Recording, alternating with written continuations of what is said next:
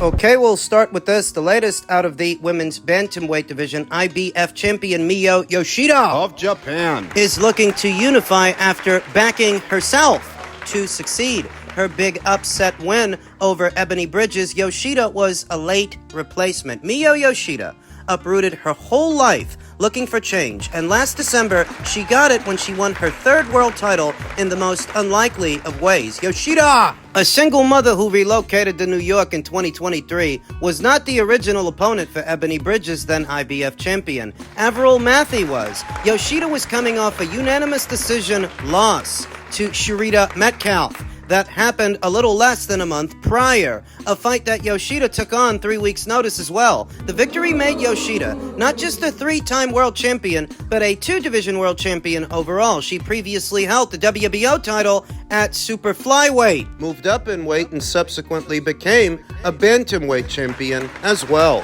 I was told about 17 days prior before the scheduled fight that I might be a potential opponent, said the 36-year-old fighter via a translator. I was officially confirmed for the fight less than 2 weeks beforehand. I don't recall exactly what I was doing, but I remember at the time being very excited for the opportunity, but also nervous because I was in the middle of making a change to my training team.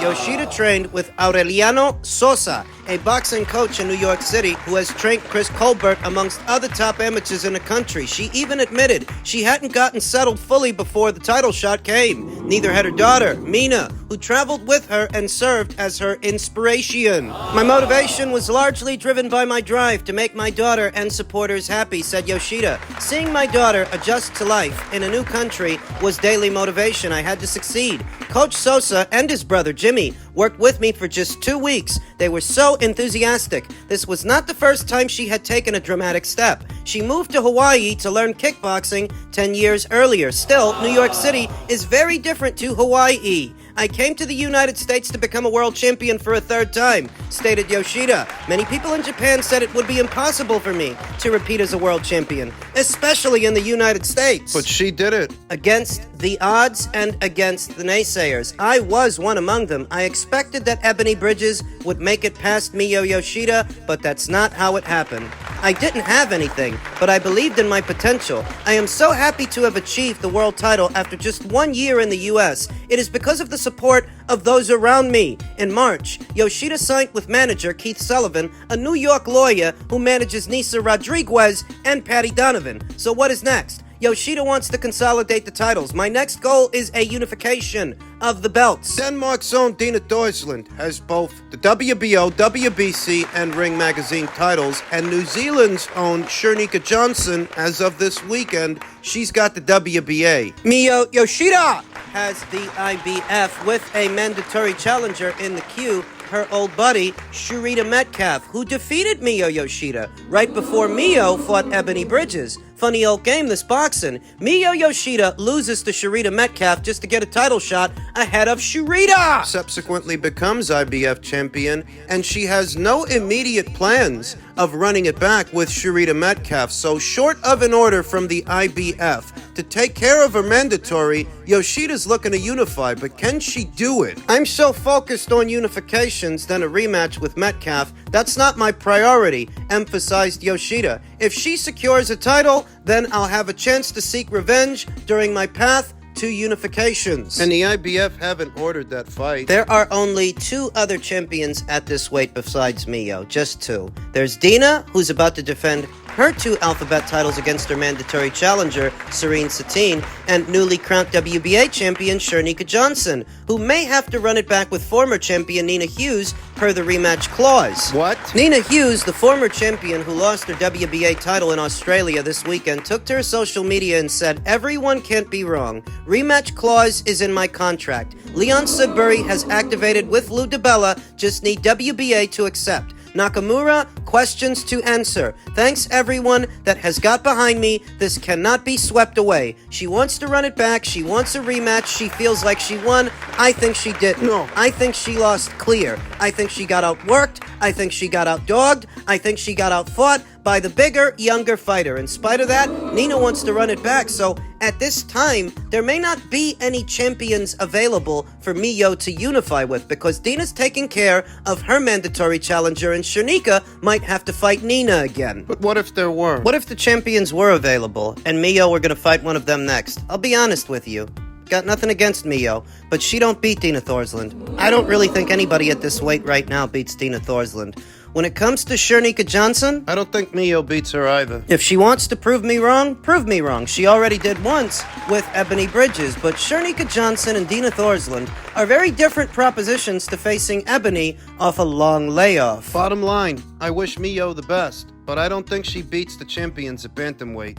Elsewhere in the world of boxing, the latest on Ryan Garcia's anti-doping fiasco, Devin Haney's attorney moves for Ryan Garcia's disqualification and a win for Devin Haney, which we touched on in passing in yesterday's video. A more detailed look. Devin Haney has requested that the New York State Athletic Commission disqualify Ryan Garcia following his April 20th majority decision triumph and a bout later stained by Garcia's positive test result for a banned performance-enhancing substance. Haney attorney Pat English, in an 8-page letter to the Commission's top 2 directors, its chief medical officer and lead attorney, offered precedent for the move and detailed why his request is justified. Such a ruling would establish Haney as the winner of the bout, not just the participant in an event with no outcome. If disqualified, Garcia would receive a loss. Haney would receive a win. There is a blemish on Mr. Haney's record. Pat English wrote in the letter, he was placed in an unsafe fight under the New York State athletic jurisdiction. The bout was made a mockery, and in addition to the PED use and prohibited use of IVs, after the bout, Mr. Garcia admitted that missing weight was a tactic to give him an unfair advantage, as there was no second-day weigh-in required by the commission. Thus, it is impossible to know what he weighed on fight night. This is why, after seeing forth the facts below, we request that Mr. Garcia be disqualified, which is more fitting than a no contest in this situation. The Voluntary Anti-Doping Association reported earlier this month that Garcia tested positive for a banned substance, Asterin, on both the day before and the day of the bout, a bombshell that capped erratic behavior by Garcia, 25, leading up to the fight before he weighed in more than 3 pounds above the 140-pound limit. Garcia, who knocked down WBC lightweight champion Haney 3 times in the bout, has professed he never knowingly ingested a banned substance before the bout and has floated a conspiracy theory that his positive result was an inside job, meaning someone tainted his sample. And that might go over well on social media, but in the real world, if you're going to stand by that, you have to prove it. The burden of proof is on the accuser, not the accused. Why not? Because you're innocent until proven guilty. But doesn't that also apply to Ryan Garcia? It would if his test samples hadn't have come back positive for Asterin. That is proven. Proven already. Ryan Garcia has requested testing of his B sample and results are due by May 22nd. The New York Commission has not officially set a date to determine Garcia's fate. The Commission is also armed to fine and suspend Garcia. By pushing New York to discipline Garcia beyond converting the outcome to a no contest, Attorney English wrote, it has been done before in Olympic sports and in the case of boxer Lucien Boutte, when he tested positive for Asterin following a 2016 bout with Badu Jack in Washington, D.C., beyond reminding that performance-enhancing substance use is especially dangerous in the violent sport of boxing. English noted that both fighters vowed not to use such substances while agreeing to Olympic-style drug testing in their fight contracts, while also signing a commission document in which they agreed they had not used the banned substance. Haney, English wrote, relied on these protections before participating in the bout, and they failed. Haney later agreed to fight Garcia after the challenger weighed in well over 140 pounds, rendering the event a non-title bout for Garcia. Garcia told Haney he would pay him $1.5 million for coming in heavy. What he didn't tell him, at least not yet, is that he was instructed to do so by Floyd Mayweather, that it was Floyd that told him to come in 3 pounds over, that it was deliberate, it was by design, not by accident. After the bout, Garcia stated publicly that he had lied, and he was overweight in order to gain a competitive advantage over Haney. English wrote in his letter to the commission, had Garcia not lied about his purpose, Haney would not have proceeded with the bout against him and/or would have taken steps to protect himself. Garcia knocked down Haney in the 7th, 10th, and 11th rounds after rocking him in the first round with 2 hard left hooks to the head. Haney has since reported that he was surprised by the power of Garcia's punches. English wrote, Osterin is sold on the black market for its performance-enhancing properties. At no time did Devin Haney consent to engage in a bout against a boxer who was positive for a performance-enhancing drug and would not have proceeded with the bout had he known. The New York State Athletic Commission would not have permitted the bout had it known of the positive finding. Representatives of Mr. Garcia have publicly suggested that the Osterin was found in trace amounts. In fact, while there are a couple of commissions in the United States which permit trace amounts of Osterin, and New York, WADA, and VADA are not among them, the sample's quantities were 35 to 60 times the amount considered in those jurisdictions to be traced. In his letter, English also attached a purported YouTube video of Garcia taking fluid with a yellowish tinge through an IV, writing, IVs are a well-known way to avoid positive drug tests as they dilute the urine. Among many claims Garcia has made before and after the bout, English seized on one in particular, adding insult to the commission and to the sport of boxing. Mr. Garcia has alleged that he was high as fuck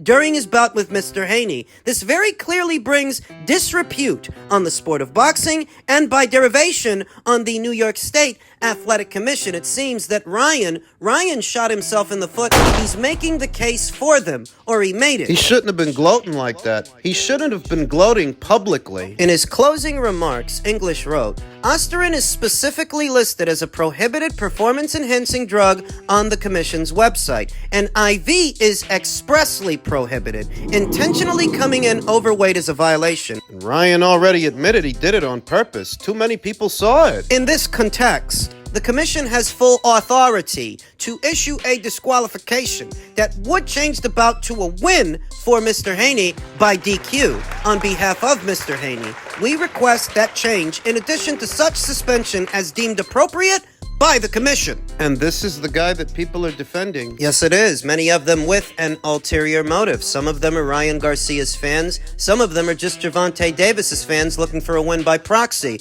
a win over Devin. That Gervonta beat Ryan and Ryan beat Devin, so it's like Gervonta beat Devin. There are those people.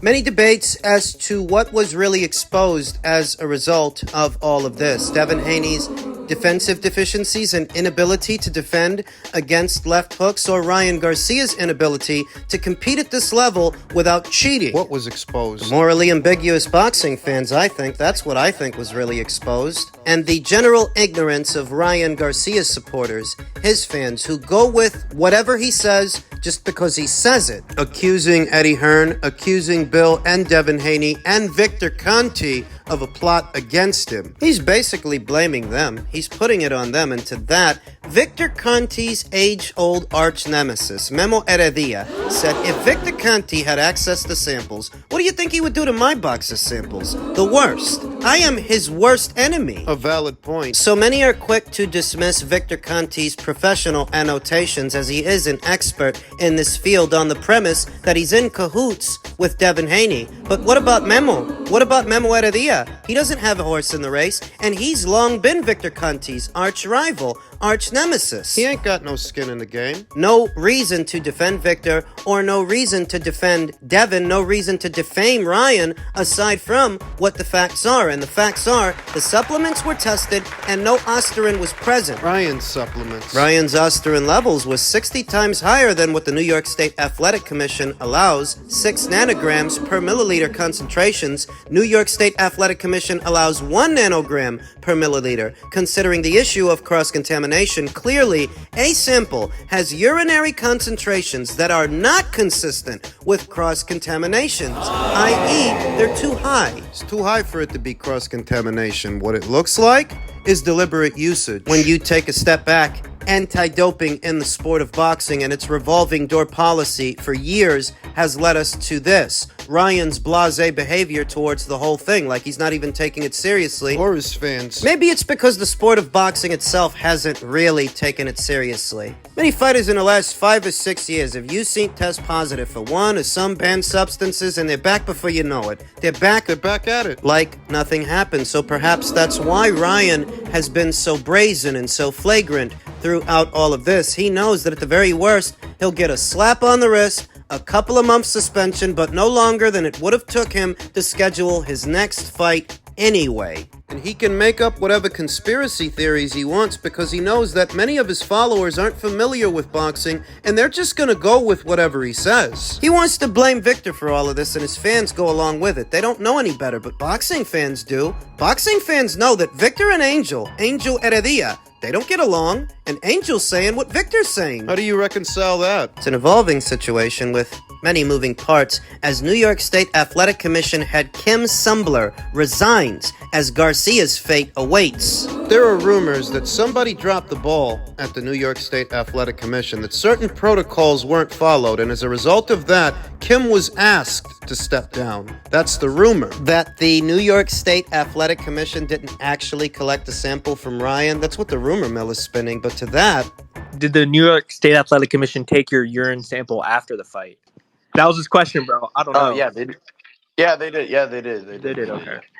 Well, if they did, then why did Kim Sumbler just resign? Why did she just step down? Kim Sumbler, who was in the position for 8 years, will be replaced by Acting Executive Director Matthew Delaglio, who is expected to assume the role fully according to an official familiar with the Commission's workings. Sumbler told BoxingScene.com last Tuesday that she understands her move will be a surprise to many in the combat sports community, but she explains she's been planning to retire for the past few months to help tend to her elderly parents and spend time with her husband. Well, she picked a hell of a time to do it. I appreciate all of the support over the years from the combat sports community, Sumbler told BoxingScene.com in text messages. This is a very difficult job that many don't understand. My love for combat sports will make sure that it is always a part of my life, but I'm ready and excited for a different direction in my life for the time being. Sumbler exits as the commission is beginning its review of the Voluntary Anti-Doping Association's reports on drug tests for Ryan Garcia. So look, baseless accusations aside, and morally ambiguous boxing fans backing Ryan aside. Near as I can tell, Ryan gave the Haneys and their lawyer all the ammunition they needed to use against him because he never should have admitted publicly to blowing the weight, blowing it deliberately. He should have never admitted that. He shouldn't have run around saying that he was high as fuck during the fight. Because that just makes this that much more egregious, and it makes him seem like the kind of guy who would use a banned substance for a competitive edge. He did it to himself. Now, because of the profile of the fight, the New York State Athletic Commission is under pressure to do something. Due to Ryan's talk. The old saying goes, a fish with his mouth closed never gets caught.